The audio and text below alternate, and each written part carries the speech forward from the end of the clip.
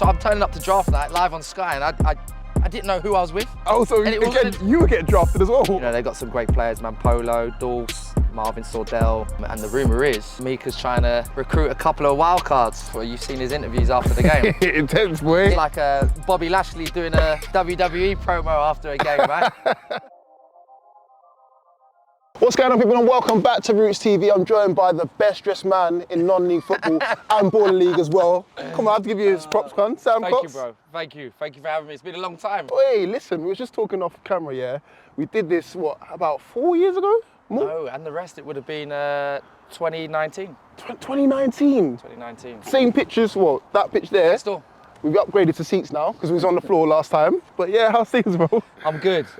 It's been a hectic week. Obviously, I've started a new job now, manager of Wealdstone. So just trying to balance that in amongst everything that else is going on right now in Baller League. We've got the final four in 2 days' time at the O2. So balancing that, and obviously having acquired this job at Wealdstone now, it's that time of year where we're trying to get players in. So going heavy on recruitment. So every day it's waking up on the phone, a few sleepless nights, but it will settle down. Yeah. But this is part and parcel of the job, man. I'm good. How do you juggle it all, man? Like, Wealdstone job, Baller League, Tottenham as well. Yeah. He's the business. And I run the Sam Cox Academy. And he runs the Sam Cox Academy. How can you forget that as well? Like, how do you juggle it all, bro? Do you know what? I think where I dropped into non-league off the back of falling out of Barnet earlier in my career, I think I was used to juggling from then. I think if you're dropping into non-league, you have to supplement other jobs to try and make a whole wage. And you know, I've always had that foundation of working hard. My mum and dad have always taught me that. But when I did drop into non-league, I was balancing working in schools, doing the Tottenham Foundation, working in the academy, and trying to play, you know, National League, National South.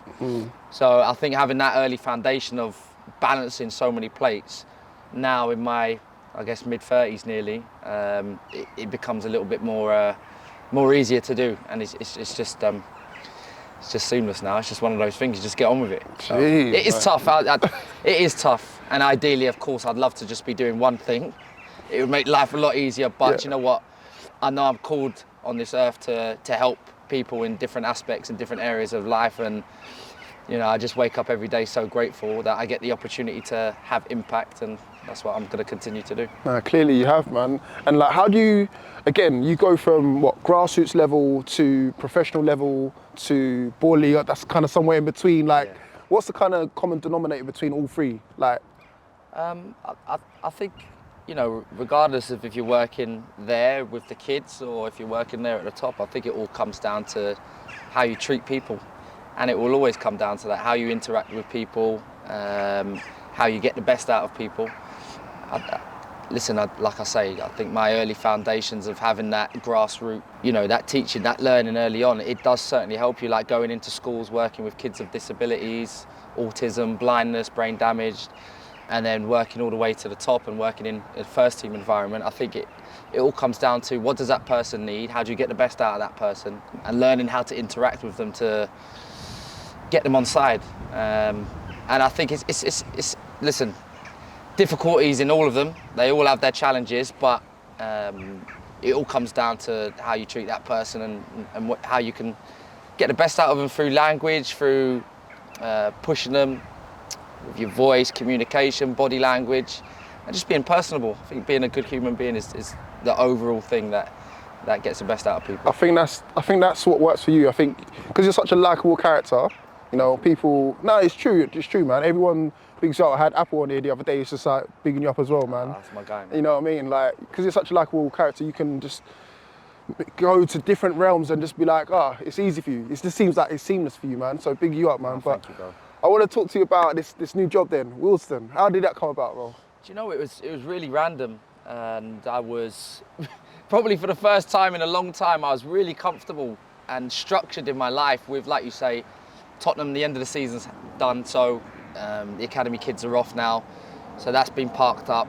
The Baller League, obviously, we've got the final four coming up, and I was just planning on going holiday, to be honest. I just wanted to go Ibiza with the boys. And I was like, there was structure in my life. I was comfortable running the Sam Cox Academy. I've got my coaches in place here. So I had a lot of structure to my life, and it was probably about 2 weeks ago now. I think I was just finishing here on this pitch with the Sam Cox Academy, and my phone rang, and it was the Wealdstone chairman. Obviously, I had the relationship with him before through when I was the captain there, and also when I was interim manager and assistant manager. And I looked at it straight away. I thought, what is going on here, man? Picked the phone up, and he told me the situation that was happening with the previous gaffer, Craig Gibson, that he was going to be moving on. And he said, would I be interested in having the job? And I'm not going to say no. No. Straight away I went, another one. I'm back. So yeah, I said to him straight away, I said, obviously the affiliation that I've got with the club and had with the club, having played there, captained, and obviously took charge the season before last and helped keep them up, and to get that opportunity again, off the back of my last tenure at Oxford City, jobs don't come easy, and straight away I said I'm interested. And it's that switching of mindset. Now you go in that area of almost not comfortability, but it's been nice. And straight away, overnight, it was okay, back to work. What players can I bring in? Who's staying? Who's being released? Where's the structure of the club at the moment? And where's the medical department, S&C department? Just bringing everything together. There's so many moving parts. It's a non-stop job, even at National League level. People don't understand the demands of the job, and of course it's how much you want to put into it. It's how much you're going to get.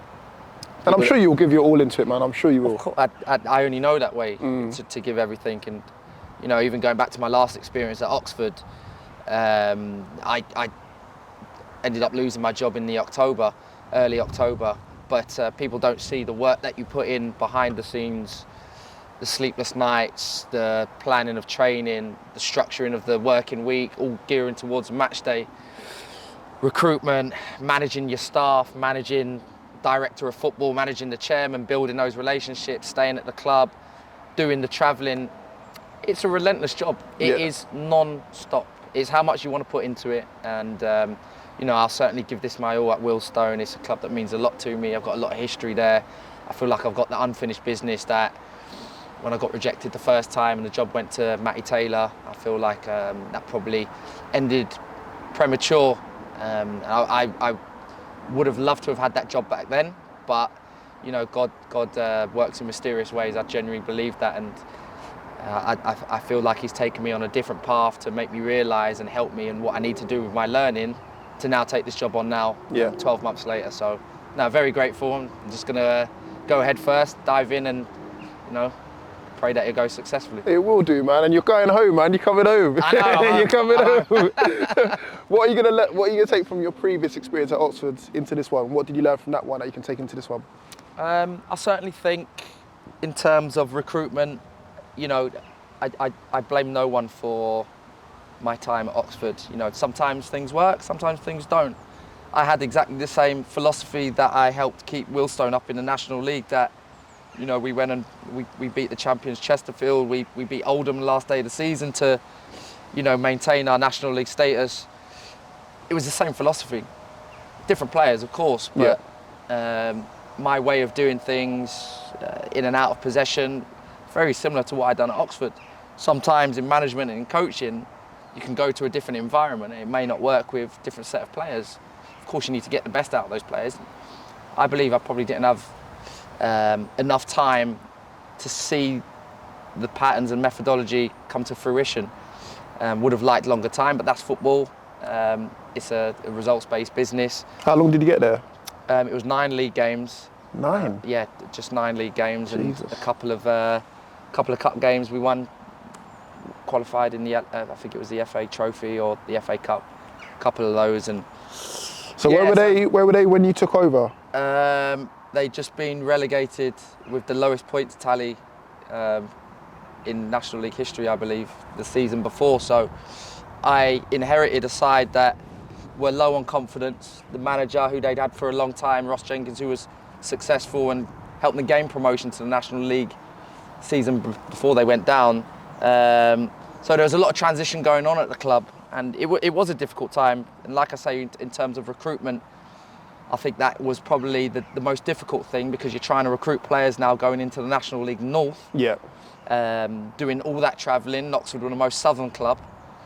You've got inherited a group of players that had just been relegated, so low on confidence from the season before. The National League North is no joke. By the way, it is relentless.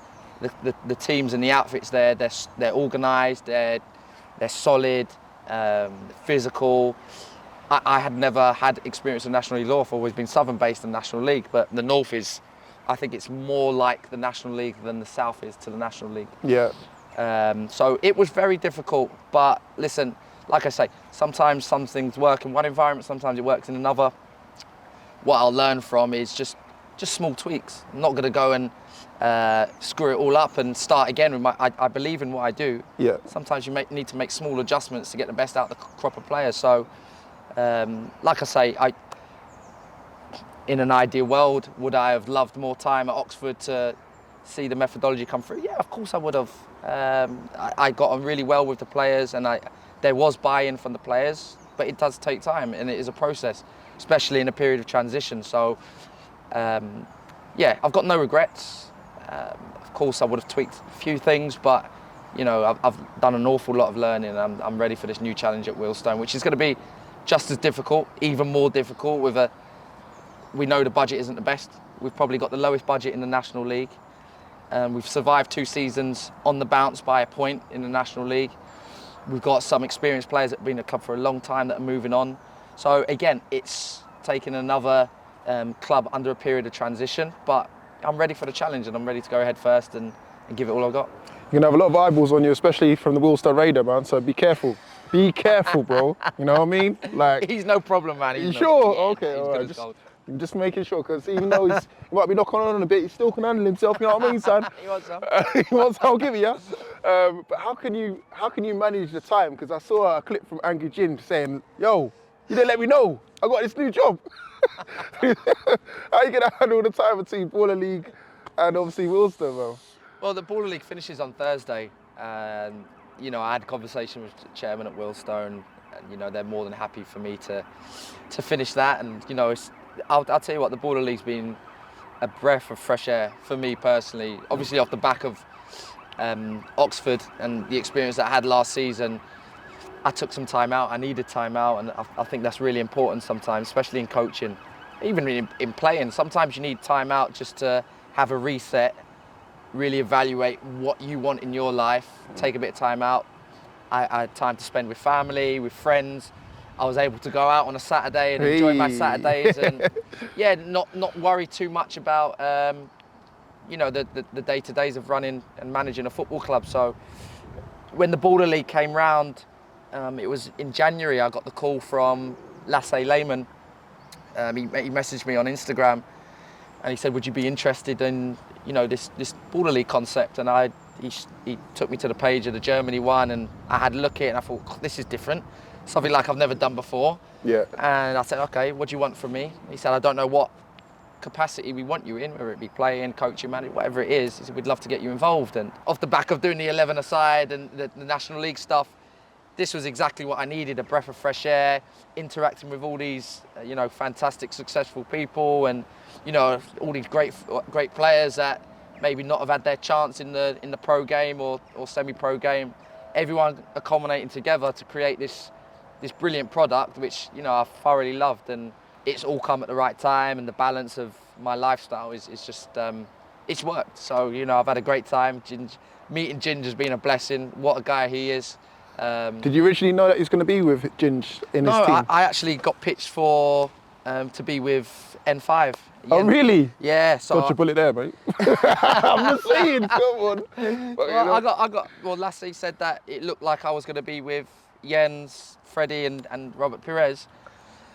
And, you know, a couple of weeks went by, and I said, what's happening, man? Am I with these? Or he said, actually, you know, they've decided they're going to go a different direction because of my affiliation with Spurs. It just wouldn't, oh, yeah, it wouldn't tie up.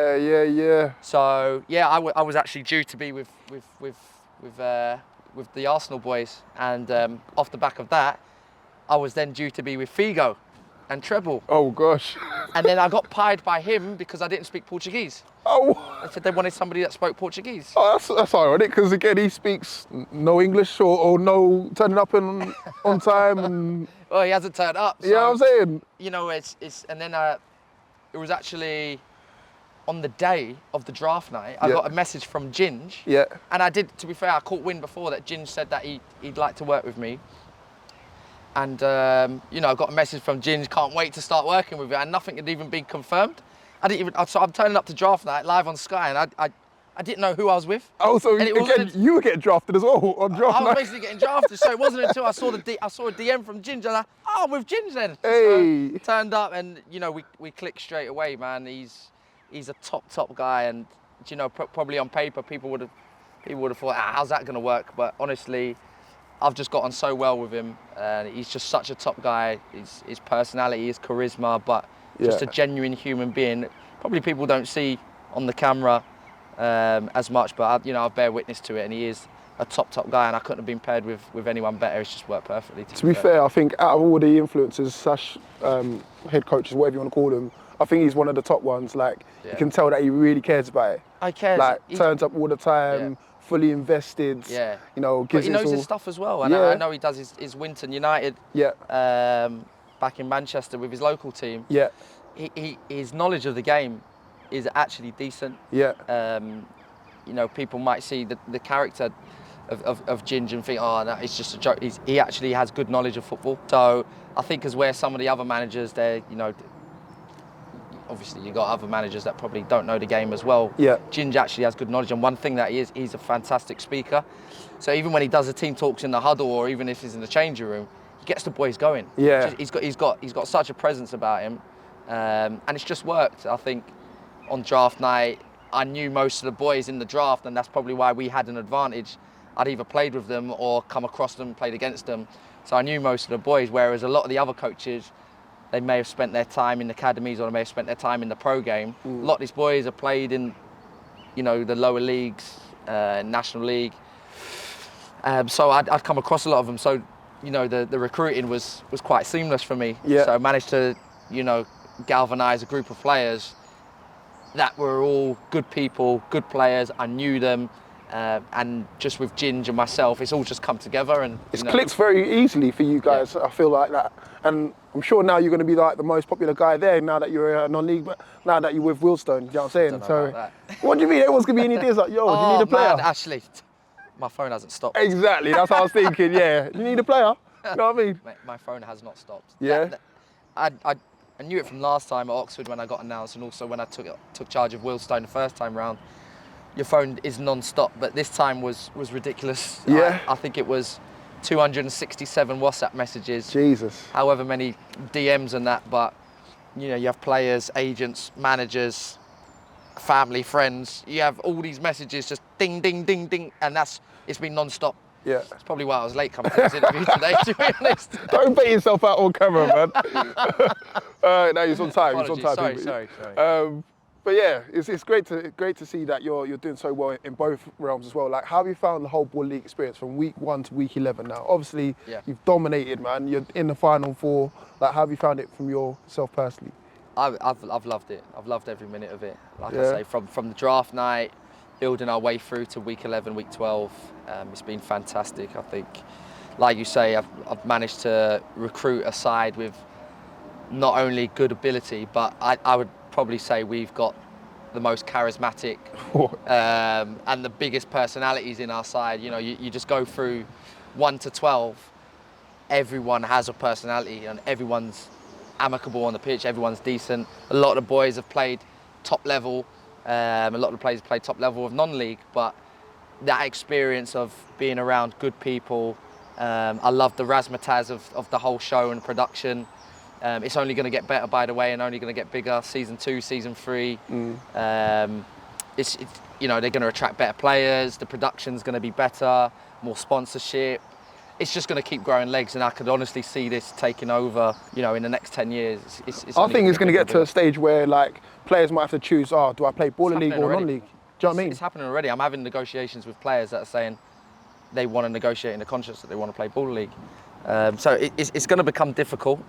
I think we'll probably look back at this in years to come and be like, oh, do you remember when we said this? I really think that it's going to grow more and more legs, and it's just going to snowball into an absolute beast. It's massive already, and the people that are attracting, the sponsors they're attracting, there's going to be more celebs that are going to jump on to want to manage sides, and of course, the money that's going to be invested into it, and the comparables between money and non-league, between money and Baller League, it's going to be really difficult for players to choose. I was having this conversation the other day. I was like, okay, say for example you're a Step 4 player getting what, £300 a week. Yeah. You're a Tier 1 player getting £800 a week. Yeah. It's a no-brainer, like, and you're paying for 30 minutes worth of football. Well, there's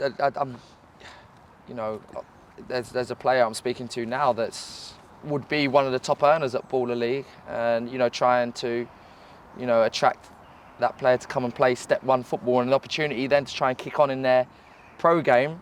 It's difficult conversations, like you say, because the money isn't as attractive. It's not as glamorous. It's not going to be on Sky Sports every Monday with your name on your back with 4,000 people watching you every week. I do see that they're becoming challenges for National League and non-league managers to keep players and for them to not do that, because it's a fantastic opportunity. Yeah. And to stop people from doing that, it's going to be really tough, because one, the financials, two, the networking potential that has, and just the life experience as well. It's fantastic life experience. And like you say, going back to my experience personally, I've loved every minute of it, and the people that I've met along the way, some great people, and opening my eyes up to that world of influencing and the YouTubing and the Twitch. I had no idea of it. Obviously, maybe I'm a little bit older now. I probably missed that generation a little bit, but what they do on a day-to-day and the way they earn money and how they're so successful, wow, these guys work hard. They work hard. Yeah. And even me, having the camera in my face for that couple of hours on a Monday night, I am absolutely, by the time it gets to 11 o'clock on a Monday night, I am just exhausted. And you're swamped after the game. I've seen it for myself, like little kids coming up to you wanting high fives and signatures and all the rest of it now. Like, oh man, it's tough. It's a hard job. It's a hard game. Signing autographs. No, but it's good. It's good. Like, and I'm seeing that you're benefiting from it as well, man. What would you say was like the highlight of the whole season? Because there's multiple highlights. Obviously, you got PK Humble doing the dance. Yeah. That took off. Tyler Winters, man, like the way he's just come from potentially not getting picked. Yeah, he's been fantastic. To lighting it up and all the rest of it now. Like, what's been the highlight for you and your team? Oof. You know what? It's hard to pinpoint an actual day. I particularly like those first 2 to 4 weeks. That was special, because we was winning games. We was doing it in style. PK's dancing. You got Razak and Maro that are coming and lighting up the place. You got Tyler, the underdog, that's been the last pick of Baller League, lighting up the place. You got, Callum Butcher that's coming to the fold, that was only playing Scottish Prem last season. Michael Hector on his way back from injury. Remy Clarina that's, achieved so many promotions in non-league. Harry Kane, like Mo. Great people. Henry O'Shang. We've got great people, great staff. But those first 4 weeks where we was winning games and personalities on the side, I think we galvanised so much attraction and fans coming to watch us. It was brilliant. We're probably the most followed outfit in the league, probably the most popular. But those first, like you say, I think the beginning part of that, where we was getting that reputation, that was fantastic, because we almost epitomised what Baller League was all about: football, personality, charisma. That was us in a nutshell. Now, obviously, latter, it's become more difficult. Teams have sussed out the style of Baller League and their own methodologies and what they want to do in and out of possession, almost counteracting what we were doing at the start. Yeah. I think we were probably ahead of the curve, which is why we got a load of points on the table. We was doing the, pressing with 2 on the offside line, forcing one side, not allowing anything to play through, in possession, high and wide, and the 6 sometimes going to the top line, playing one side to another. We probably had that methodology early doors, which is advantageous, because you look at our form probably towards the end wasn't as good as the beginning. So we've done really well to get those points on the board. And like I said, I think teams have gradually caught up and got better week by week by week. And it has become difficult. We lost the last game. Obviously, Ginge went in goal, and we played some young boys and gave some other boys an opportunity, but MVPs beat us, who we've got in the semi-final on Thursday. You know, that was a really difficult challenge, and they're very good. Stephen's got them playing some really good football, and the intensity. So everything's picked up. So the semi-final and final is going to be really difficult. But, you know, boys, you've done so well to get to where you are. You know, regardless of if we win or lose on Thursday, I think we've won already. I'll be honest, I think those boys have won already. You know, the profile of the players, the attraction to the whole tournament and the production. It's been fantastic for us personally. Listen, we're going to go to win it. We're going to try and win it. And it would be fantastic if we did. But these boys have brought such a brand to the Border League. These guys are winners already, without a shadow of a doubt. So I just want to talk about a couple of things that happened during the season. So we have to talk about the infamous moment between you and SDS, United SDS. You had Big John walking out alongside you guys. Yes. He switched sides. Like, talk to you about that whole moment there, man. Like, how far in advance did you know about it? I think it was the day before, actually. I think it was the day before it all happened. I know Ginge mentioned it the week before when John got bombed off. I know John well. John's a top guy, and it was unfortunate what happened there. I think they had a bad start, and you know, he wasn't in the best form. But you know, sometimes that happens. You know, not just a goalkeeper. It's a collective. I think it was unfortunate that he came out, and obviously Ginge knew him. And Ginge said, Ginge knows how to get under people's skin. He said, I'm gonna give John a call, try and get him with us. And it wasn't until the day before, I think it actually got confirmed. Yeah. There was money involved.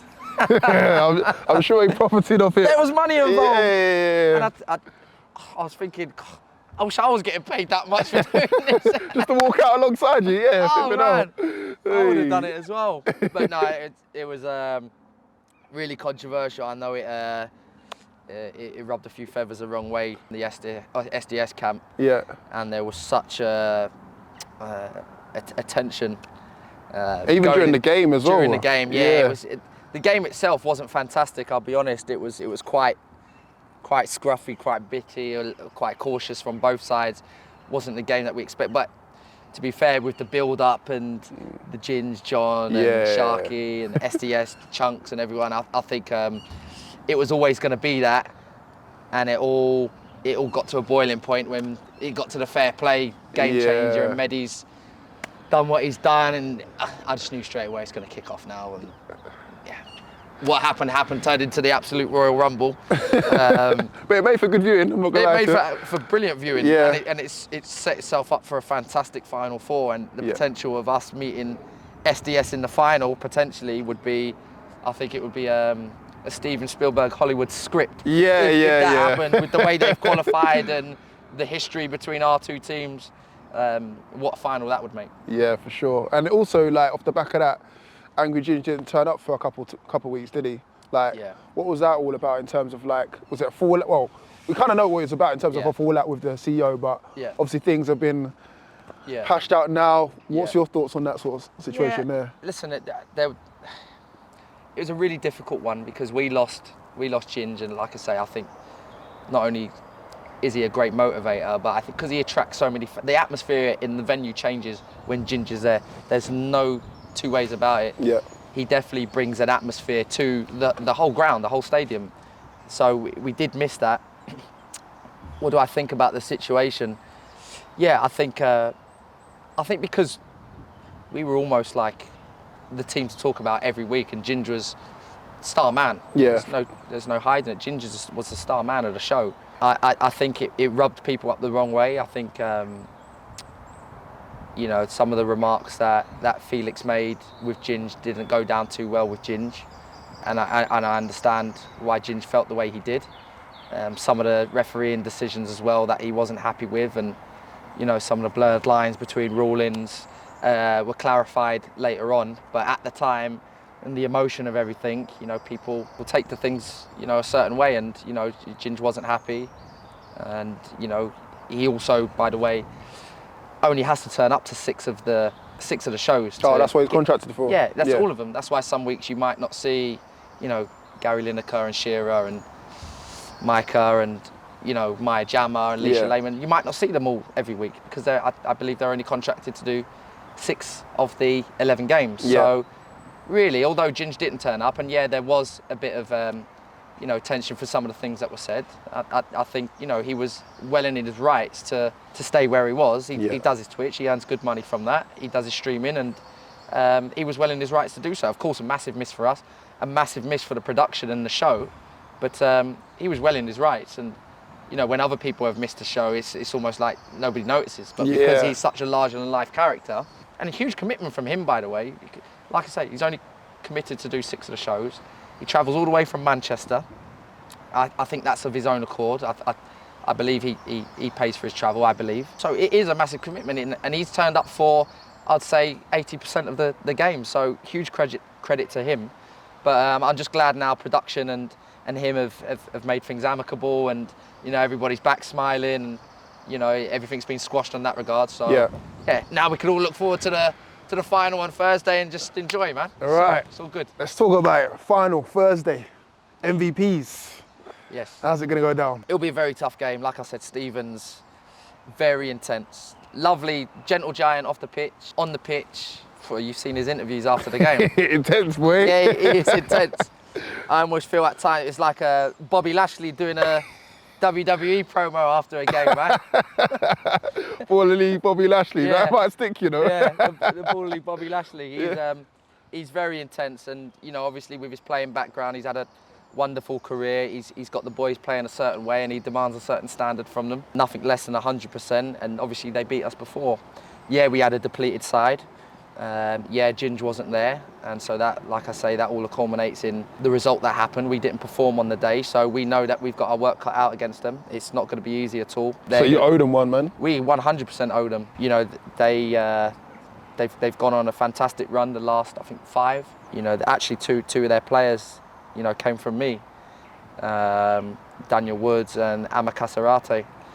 Okay. So their form's changed off the back of that. And there was an incident, obviously, at the end of the game. That obviously Stephen's really passionate, jumping up and down, celebrating. You know, a bit of respect, man. Come on, let's go. And you know, Stephen's the top guy, and he knows that Thursday's going to be tough. Both of us are going to be, you know, really going for it and having our boys fired up. I think what's going to be massive on Thursday is who can handle playing in front of 10,000, 18,000, however many it is. You know, a lot of the boys, you know, a lot of the boys have played in front of top crowds, 30, 40, 50, sometimes 60,000. Some of them haven't played in front of more than 1,000. So it's going to be really interesting to see who can handle the pressure. Yeah. And I think for us, it's going to be those senior pros that have been there, done it. How can they help those players that haven't played in front of a crowd? And yeah, we know MVP is going to be a real tough game. Alicia knows her stuff. Stephen, top guy, knows his stuff. They've got a fantastic team. They gave us real trouble on the last time we played them. So yeah, we're gonna have to try and counter that and come up with a strategy to make sure that we get through by hook or by crook. Yeah, We'll I'm sure Junior's gonna have something up his sleeve. PK, what gloves is he gonna bring in as well? But potentially, if you get past them, we're not trying to say you're going past them already, but if you get past them, like you said, you could potentially face SDS in the final. Yeah. That's going to be a big one, man. Yeah, but we're also not ruling out the possibility of playing Deportivo as well, who have been, you know, hand in hand with us through that first and second places. Only we finished 3rd at the end, but, you know, it's been us and them pretty much the whole way through. Yeah. And obviously, Micah's got them playing some really good football. They've got some fantastic players. I was speaking to Francis yesterday. He was coming with smoke for you lot, man. Isn't it about United? They said, oh yeah, we beat Man 3-0. You didn't score. I want to score. And when I score and when we win, so you're coming with the smoke. Okay. I was just thinking, wait, okay. Honestly, that boy is something else, man. That boy is something else. He's got such fantastic ability. Yeah. You know, one of my favourite players to watch in the tournament. Yeah. He just needs to maintain a little bit, man. Yeah, the humble. Now, Manpalo's a great player and he's a really good guy. He's got fantastic ability, but you know, they've got some great players, Manpolo, Dulce, Marvin Sordell, and the rumour is that Micah's trying to recruit a couple of wild cards.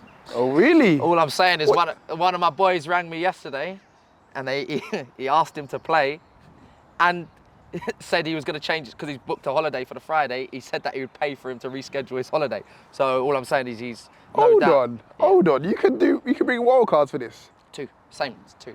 Oh, I thought you had to stick with the squad. Oh, what's going on here? Oh, well, this is the thing. I heard they was going to bring possibly Daniel Sturridge and No. some others. Yeah, Danny Rose has been asked, and yeah. What's this? Ex-Pro FC. What's going on here?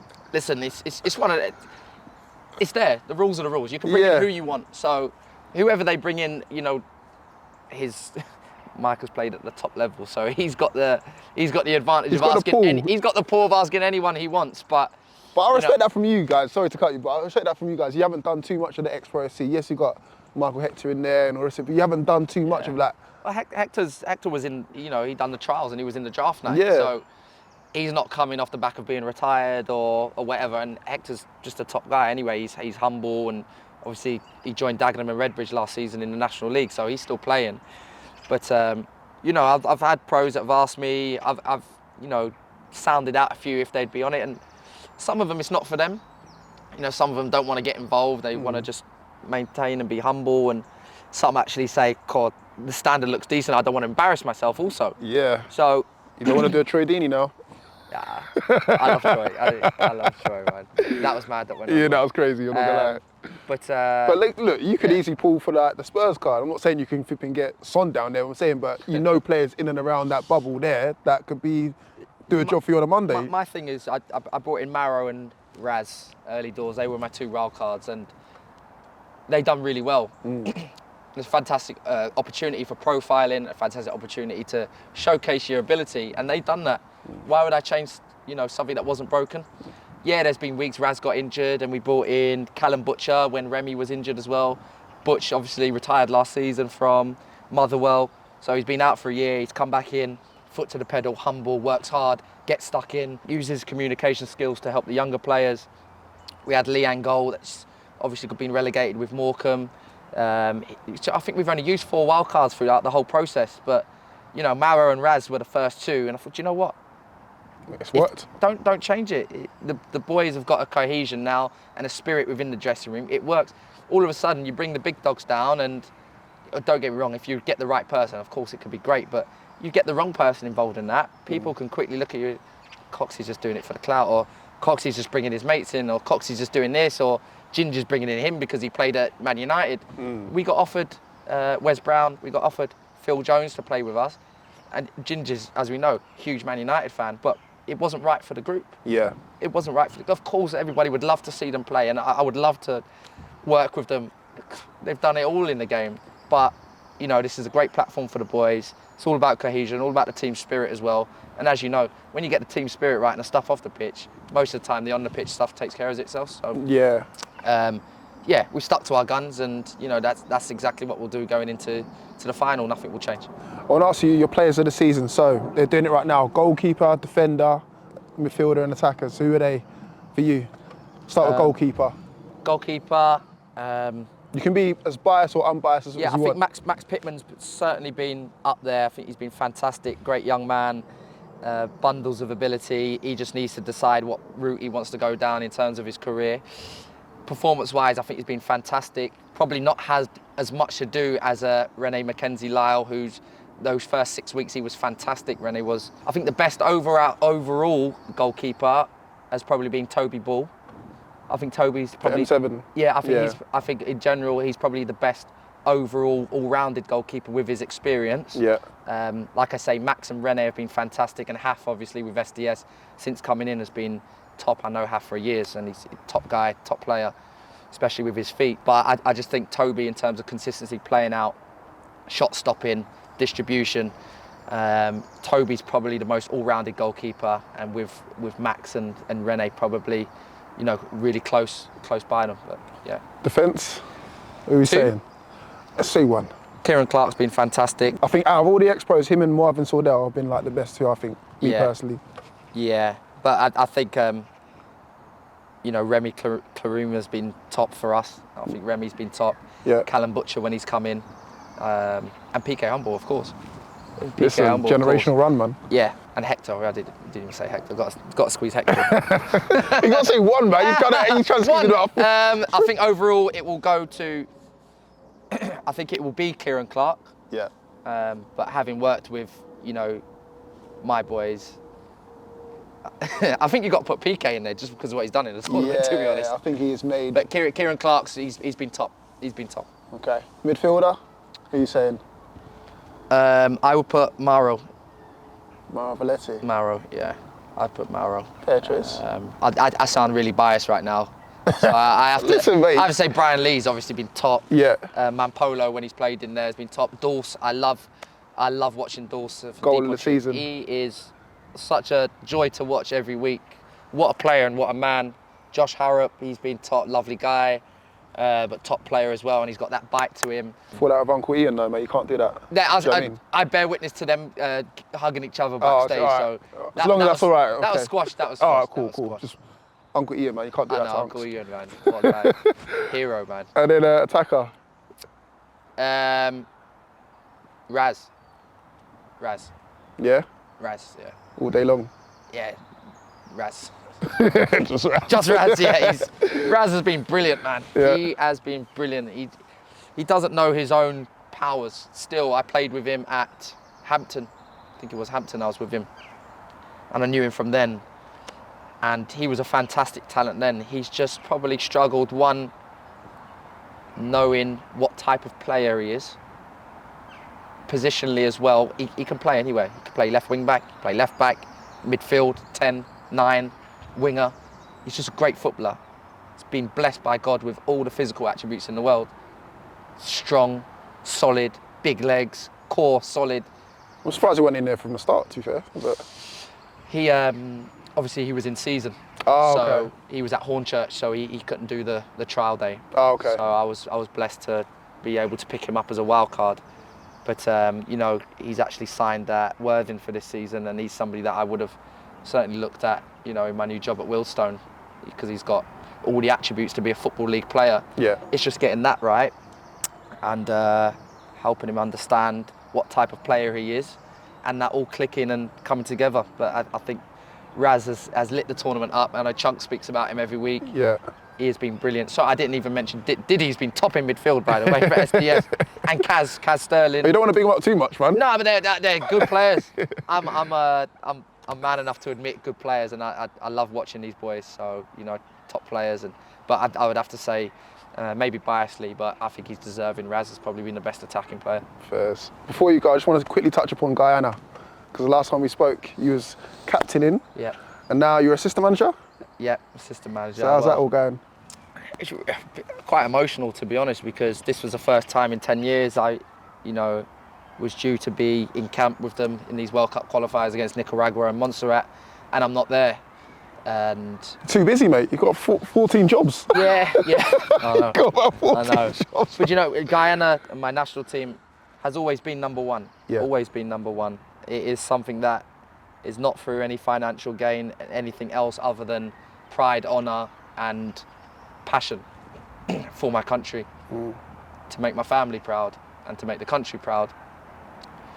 Been put in a position the last couple of years where the playing side has become a decrease, and I've gone from being captain to assistant manager. Was blessed enough to be, in charge the period we qualified from League B to League A, the Nations League.